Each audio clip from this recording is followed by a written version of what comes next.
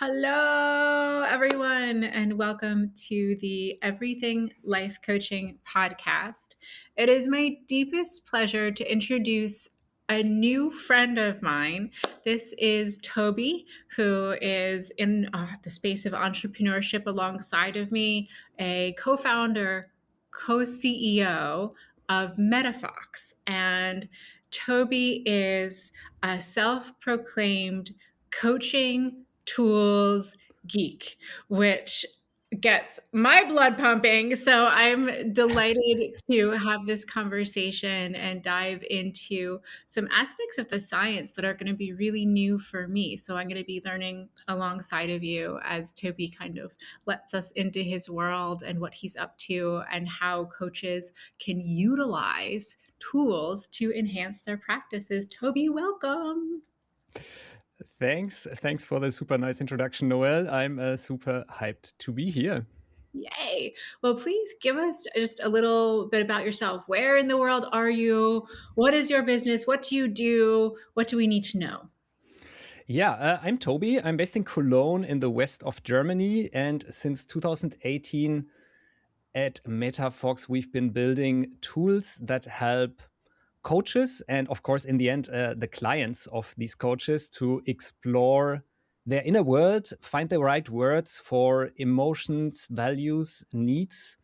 That's kind of the themes that we are all about, and that I got super excited very early on. I think in 2014, I did my first sort of trainer facilitator, and not long after, coach education.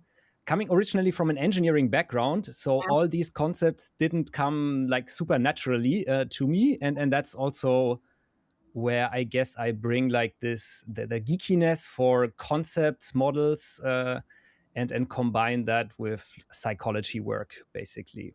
Amazing. Amazing. I didn't know you had an engineering background. That's super interesting.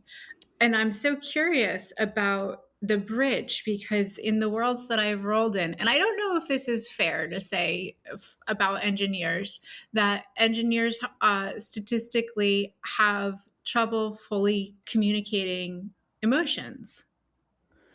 Yeah, I think that is somewhat fair to say. Of course, I guess there's no point in generalizing, but it's definitely cultures and also sort of the educational culture, the background that we come from, that shape us, and that maybe strengthen more the analytical parts in the case of engineering, maybe also in the case of other disciplines like law or something, that generally expose you less to that world, let's say.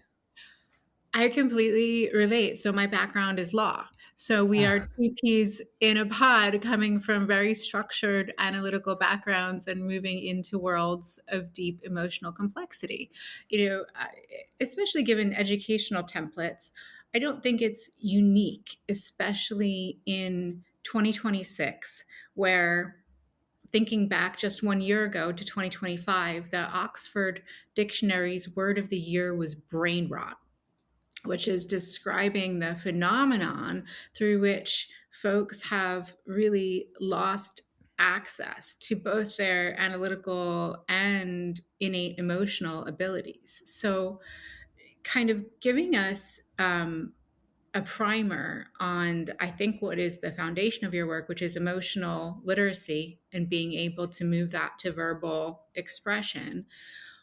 Why is it important for lawyers, engineers, everyone to be able to get really specific when talking about emotions? Hmm. Yeah, I guess if we speak about emotional intelligence, then I think a lot is there's kind of two level to it. So let me maybe start with the first level, and I think that is sort of having the skill of what we could call emotional granularity, Mm.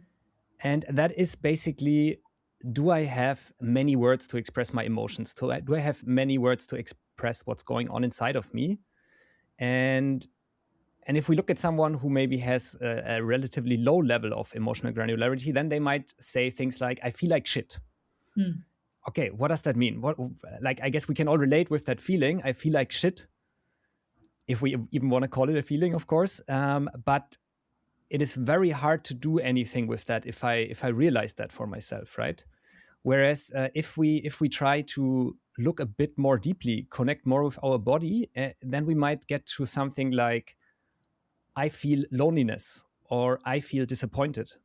And that is something that already becomes a lot more actionable, of course. If I say I feel loneliness, then it already is sort of implied, what can I do about it? It is about the need for community, so the need to belong to someone else, to other people. If I say I feel disappointed, then it is about an expectation that maybe wasn't met. So that already brings us either in a, like, both in a coaching conversation or also just in personal life for ourselves, to a place where we can take the emotion as a prompt, as a signal to do something about. Yes. Now, so here's where I'm beginning to see the link to our work in coaching is that drilling down on the specificity gives us the opening to invite the client to consider moving to action in a certain regard. When you're working with individuals and teams and folks begin to move to a space where they have competency in this work, what does it unlock for them?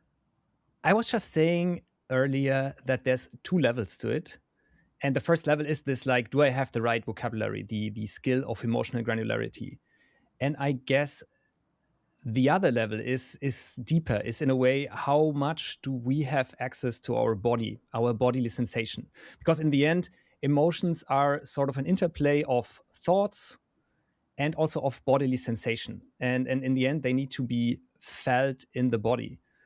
And if I have like an emotion, and that can, I guess, be both on the level of I feel like shit or I feel loneliness. It's interesting to explore, okay, where do I actually feel that in my body? How does it feel? Maybe also prompts like, what color does it have, or something like that can help us to get that access. And that also makes us much more attuned to where we are right now, and also how do we respond to difficult situations when interacting with someone else, or also when having inner dialogues. And yeah, I guess that in itself already makes it a very powerful skill. Yes. So if I'm understanding the weight and the worth of this, we're talking about somatic integration, soma being body, where we're really beginning to understand for ourselves the integration of thoughts, emotions, and bodily sensations to bring it all together into one unified felt experience. Yeah. Yeah. Yeah, and I guess to some of us this comes easier than to others. And I mean, we talked about like our backgrounds in engineering and law, and how maybe also our Western culture is not very prone to prioritize these kinds of concepts or these kinds of skills. And if I look at my own personal experience there, then I told you, like, I did my first training in the facilitation and coaching world in 2014, and then I did a bunch, and I was like really this geek of, okay, let me learn a new concept, let me learn a new model, let me learn a new intervention, which mostly happens all on a cognitive level. And at some point I realized, okay, maybe this is sort of like this cognitive work. It was also a bit sort of my guilty pleasure. And then at some point I thought, okay, maybe the next unlock for me is not the next coach training, but it is actually to look into this body stuff. And so what I did was to attend a Vipassana retreat, Hmm. which is this sort of meditation practice where their basic program lasts for 10 days. So you arrive there, you hand in your phone in a box, you hand in, I don't know, the book that you carry in a box, and everything goes away for 10 days. You are just with your thoughts. So no speaking, no writing, not even looking into the eyes of your co-meditators. And then, yeah, you go through this program, and basically from 5 a.m. until 9 p.m. every day, you mostly meditate, take a short break, meditate, take a short break. And when I say meditate, what like this technique is mostly about is sort of body scans. So really learning to feel your body. Mm. And this was quite life changing for me. I mean, of course, it also, I think it's a bit like going to the gym. So the skill also fades away. It's not like, okay, you do this once and then you are enlightened. It's really a practice, I would say. And yeah, and in that way, this is, I believe, the other level. So on the one hand, we have sort of this in the end, again, cognitive skill of knowing words to describe emotions. And then Yeah. underneath that, there is this ability to connect with your body, be present, and feel it also in difficult moments. Oh, yeah. Okay. So this is incredibly important. And one of the things that I've been looking at for many long years is the role of tech adaptation in society and how we have become so separated from our bodies on lots of different thresholds, from even having, our, I don't think that most people think of their social media presence as like having an avatar, but that's really, what it is you're presenting this non-self version of the self to the world constantly, and then getting all jacked up on dopamine. And then most recently I was looking at what's happening right now in terms of how the trend towards optimization and longevity really took over a lot of the health and wellness world, and it's backfiring in a way where we have so many trackers and aura rings and steps counters that we've become even more disconnected from just being able to say how we actually feel, and knowing that on an intuitive level, that going back to that idea of brain rot, where we're acquiescing our human capacity, that we're looking at our trackers to tell us how we feel without Mm. actually having that knowing. So you and I are beating the same tom toms in terms of a return to the self, a return to self integration. And when I did a little bit of research to kind of get into this work, I was really surprised to see that being able to specifically name your emotions alongside that bodily integration has health outcomes, individual health outcomes, and interpersonal health outcomes. What have you seen, either qualitatively, personally, or just, in your research? Yeah, I guess again, there's different levels, of course, because what I described earlier, this ability of having many words to describe how you feel, or also having many words to empathize with someone else, and then on the other level, the skill of being connected with your body, not needing your aura ring to tell you how you feel or how you slept.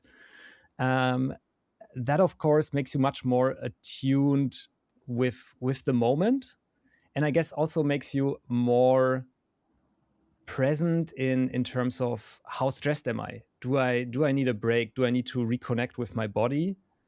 Do I maybe just take a deep sigh to sort of de-stress? And and I think having that sort of attention present on a day to day is of course super valuable to regulate your stress, which again has then positive health outcomes. So I think there's this level of, yes, for sure, there's like many ways to explain that, but I think even just with our like just experiencing this and knowing where like how does your nervous system perform, I guess that's in the end the way to explain it, right? But just experiencing that on a feeling level can already tell you that it's a super useful skill to de-stress and to, yeah, in the end be probably less prone to cardiovascular diseases or anything in that direction. You're spot on. So I just did a deep dive into the 2026 global wellness trends. And one of the top areas where coaches are going to find spaces to work is in the space of neuro wellness, which is Mhm. it's a very fancy word for the very simple and fundamental practice of de-stressing and being in your body, and actually having tools and techniques and the capacity to understand what your body's doing, how you're feeling, and then from there, obviously, be able to settle down and take actionable steps towards health and wellness. So, from here, what's a way in? What do you do? What is the tool that you have created to help everyone get into this space? Yeah, so there's not a single one, but let's maybe focus on two groups of tools that we have at metaFox Coaching Tools. You can check them out on metafox.eu, or if you work online, then metafox.online. And I think we are most known for working with pictures. Mm. And now that may be a bit of a stretch, like how do we get now from emotions to pictures? But let me try to explain. In the end, we process pictures and words on sort of two different levels. Mm. And the pictures offer us in a way, a bridge between mind and body. So there's this concept that is called the Zurich resource model. So this is not what we invented, but basically, in a way, the research we are grounded in. And that is a lot about using pictures to connect with your bodily sensations. So you would maybe show a client a picture of something that looks irritating. I don't know. We have one card in our set that shows a drowning person, or someone who is about to cut his finger with a knife when cutting a cucumber, and that immediately provokes a response in the client, something like panic maybe. And then you can immediately explore, okay, how does that feel? Where do you feel this in your body?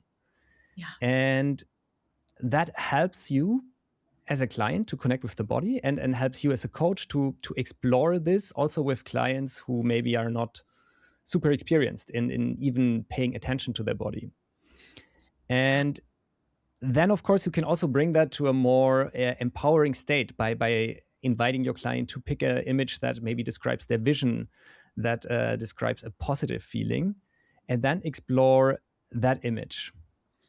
And yeah, and this again allows you to connect your client more with their body. Yes, and in my own work, one of my favorite theorists is Margaret Moore. She's out of Harvard. She founded Well Coaches, and she talks a lot about how, in terms of intuition and sensing, the body goes first. Mm-hmm. But so many of us are actually disconnected from the body that we're not able to fully receive the messages. So I'll often give my clients a primer of throat, chest, stomach, back of the neck. And those are typically places where our body will respond to memory. And memory is often based on visual stimuli or environmental stimuli, a smell, a sound, a taste, an image. And so, thinking about the work that you do, the concept of dual coding theory, where our Mm-hmm. brains store verbal information and visual information separately, and the brain is like just always searching for that image to help us make sense of our current reality. And so I can see that with this tool, this is literally how you're bringing it all together, because the brain has an image to focus on, and then we can almost backtrack into our bodies. Yeah. Do I have that right? Yeah, exactly. It's exactly this dual coding theory that where this bridge also comes in. And I guess with my answer just now, I also sort of started with the deeper, the more complex way. I think also on a even simpler level, there's something that we call the third object effect.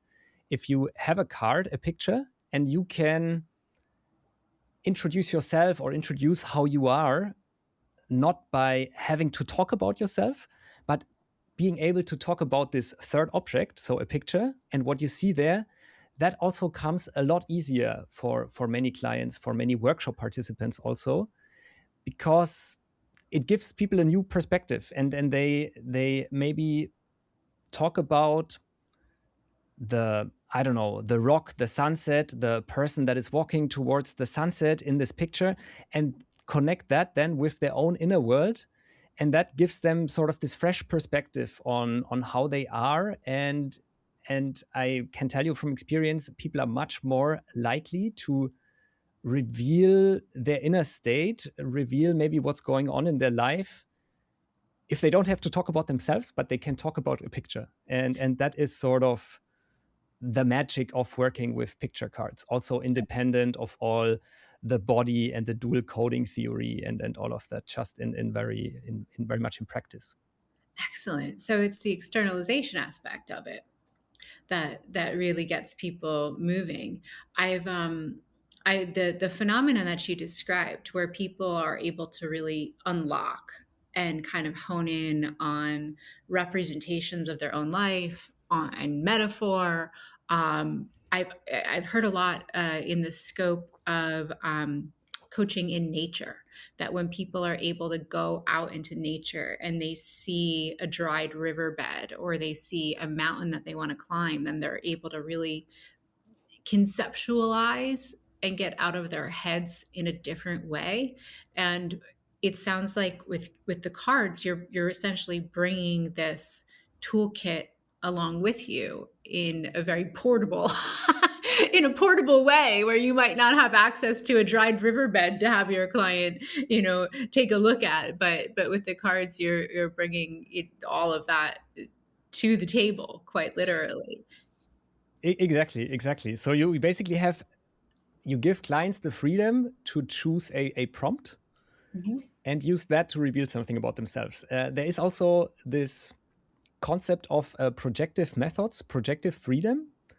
And this basically says that if you as a coach give your client an object that can be interpreted in many different ways, and most of our picture cards, they do that, then the fact that clients can choose from so many different things, like if you give them a photo of, I don't know, the person walking towards the sunset, there's so many thoughts this can provoke in the client, so much variety and freedom, that basically what the client constructs, the meaning the client gives the picture, already reveals a lot about themselves. So many of or maybe you and also many of the listeners may know the Rorschach ink blot. Yes, certainly.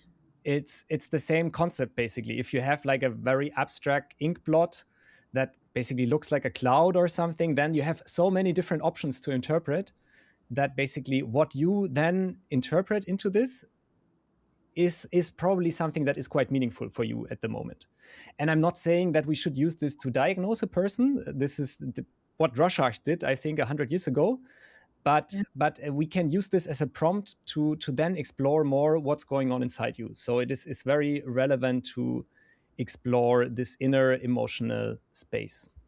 That's cool. That's cool. And it sounds like this would be a great tool to bring out if a coach is experiencing stuckness with a client and they really just don't know where to go, and maybe need the client to unearth a little bit more before they can find awareness, direction, something. Because I think one of the more frustrating things in coaching is when you have a client who continually says, I don't know.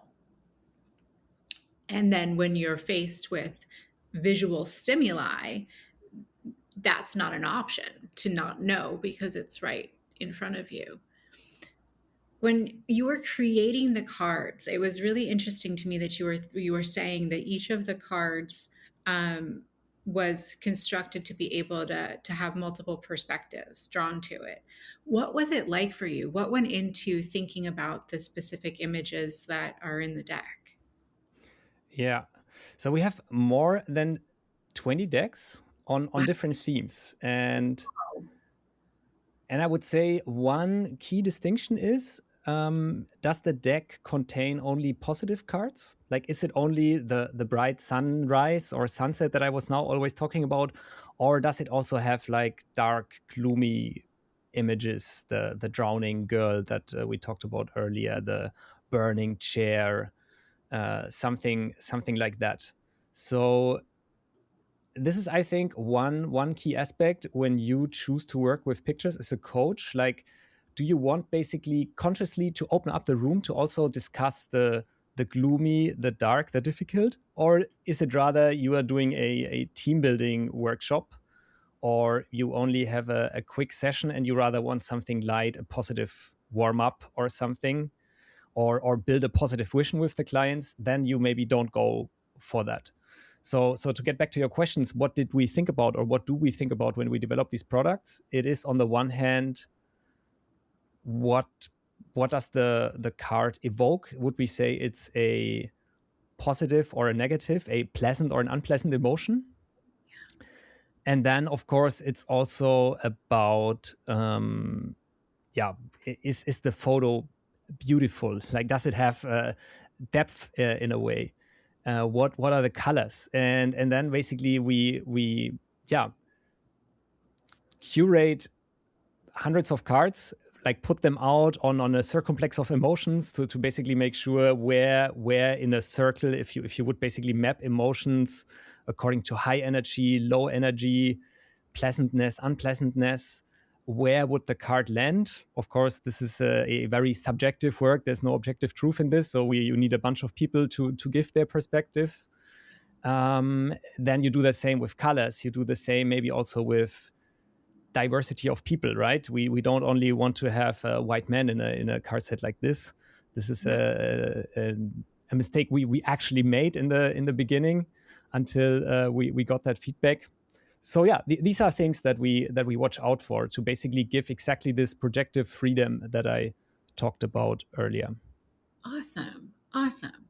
I know that you also run trainings for coaches on how to utilize these cards, how to go deeper with the visual cues. If someone's just coming into this space and saying, "I'd like to try this," what what might be surprising for unpracticed coaches in utilizing these tools? What could come up in a session that they need to be aware of?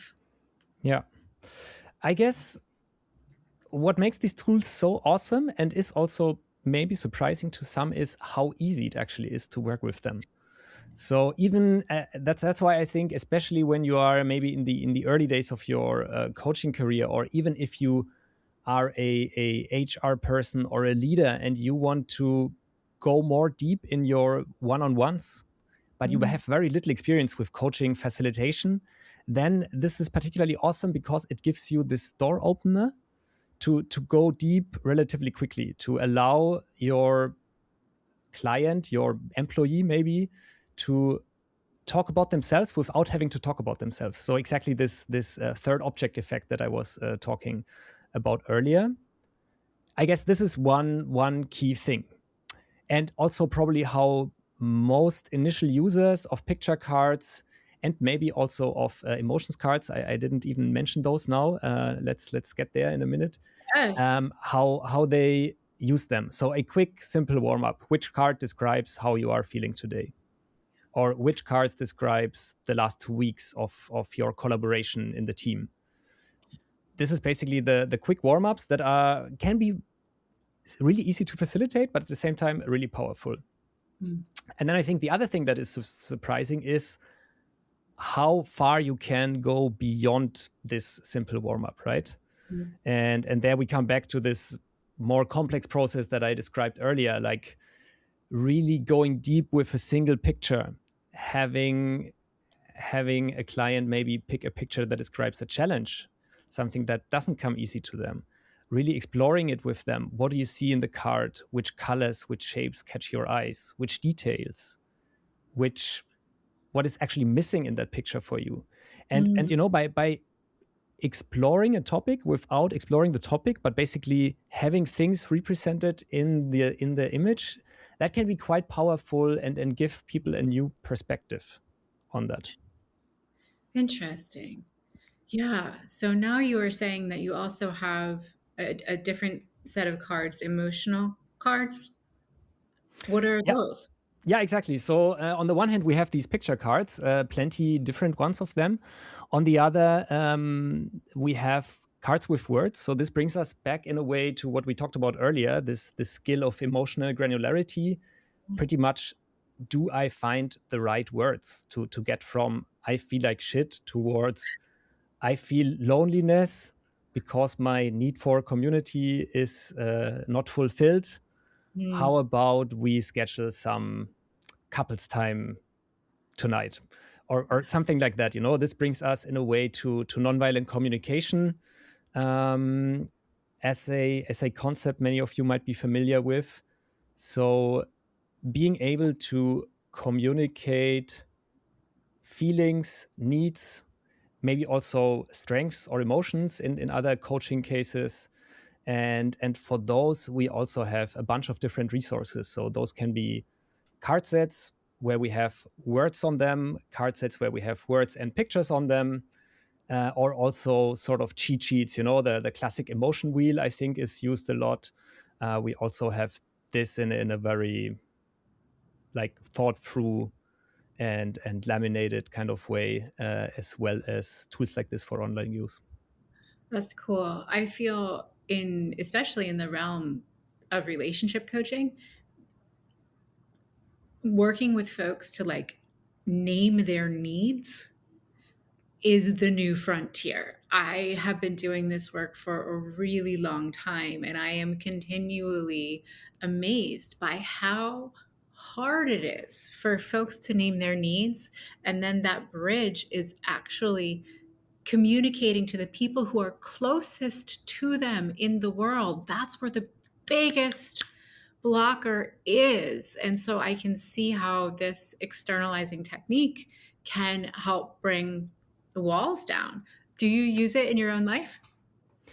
Yeah, very much. I mean, early already in our, I would say, yeah, personal development coach training, we were very much exposed to nonviolent communication, which I just mentioned already, which is this concept invented by Marshall Rosenberg, and Yes. he has these nice metaphors of the giraffe and the The jackal.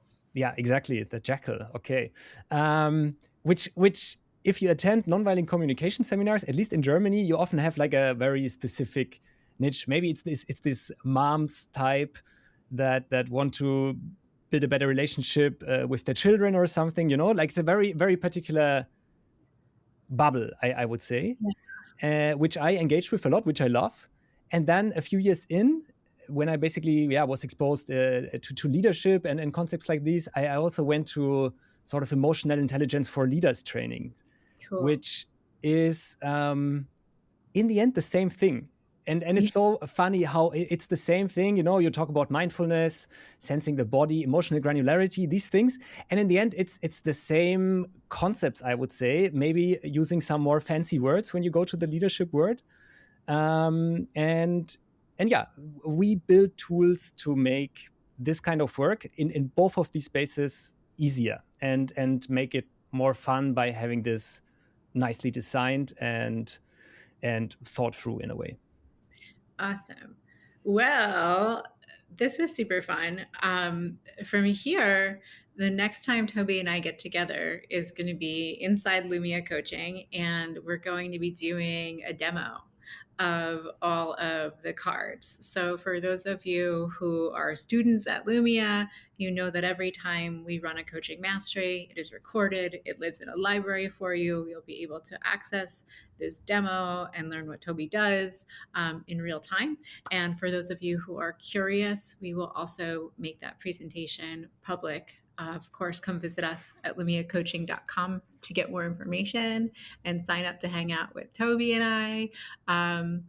Toby, this was super fun. Thank you so much for your time today, for the learning, for the explanation.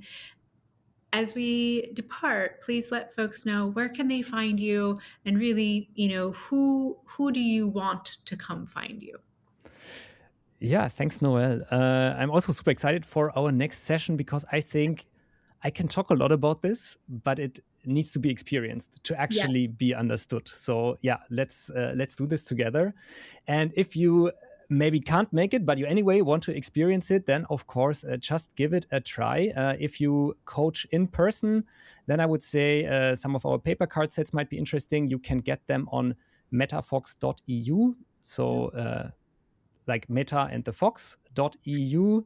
We can also make a small discount code if you like. We didn't talk about this, Noel, but I guess we can do something like Lumia 20 for 20% off for all orders from your community.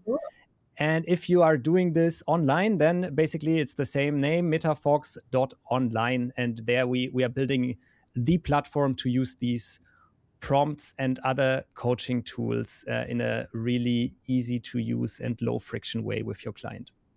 Awesome. Awesome. Delightful. Well, I'm excited to have part two of this conversation, and we will do it again. As always, thanks for listening. Thanks for learning alongside me. And Toby, thank you for being here with us today. Thanks, Noelle. Thanks, everyone.